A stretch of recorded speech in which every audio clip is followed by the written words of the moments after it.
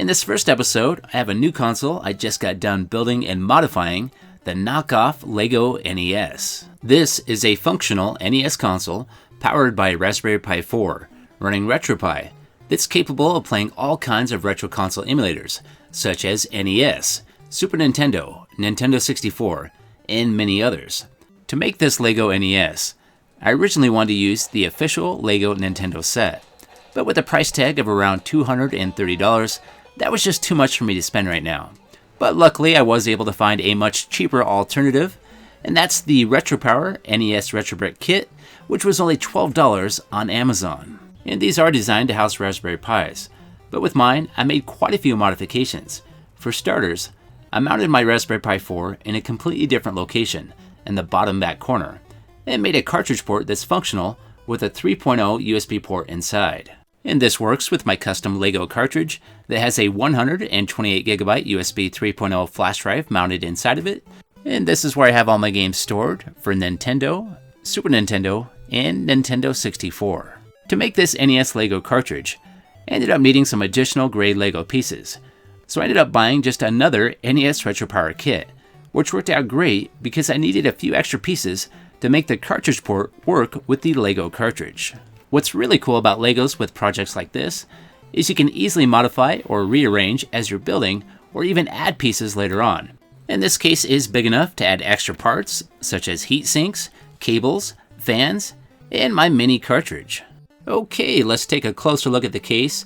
I did add a couple decals. Here is a Nintendo logo, and here is a custom label I made for the mini NES cartridge. This is a Super Mario Bros. 3 label, redone with a Lego theme. On the right side of this case is some fake AV ports and access to my micro SD card. Then on the back is the HDMI and power port, which would be the same location you would hook up the cables on the original NES. Then on the left side is the access to my USB ports. And the way I have this programmed is I have all my games stored on my mini NES cartridge. So as of right now, without the cartridge in there, there's no games. But if I go ahead and reset Emulation Station, all my games should pop right up. And I do have the complete collection for Nintendo, Super Nintendo, and Nintendo 64. And just to let you know, the emulation performance for Nintendo 64 games on the Raspberry Pi 4 is pretty good. And the performance for Nintendo and Super Nintendo, I would say, is really good. For a controller, I'm using the 8-bit Do N30 Bluetooth controller. And this works great with the Raspberry Pi 4. And it's awesome to use with NES games because it's got that regular pad layout with the directional pad and the two action buttons, A and B, plus a turbo A and B as well. To power my Raspberry Pi 4 on and off, I do have an on-off switch that's attached inline on my power cable. And this works plenty good enough for now, but in the future I might make a functional power button on the front of this Lego NES console.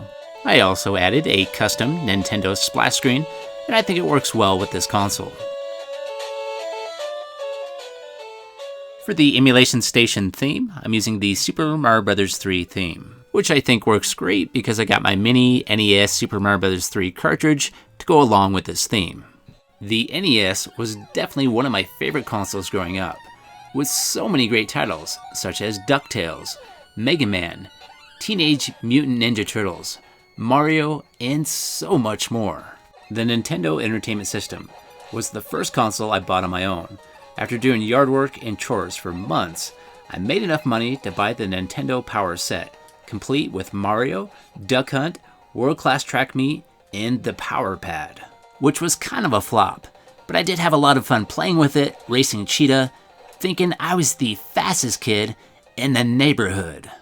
Well, it's time for me to go, but I'm going to leave you with a time-lapse that shows a little bit of the building process for my Knockoff Lego NES build.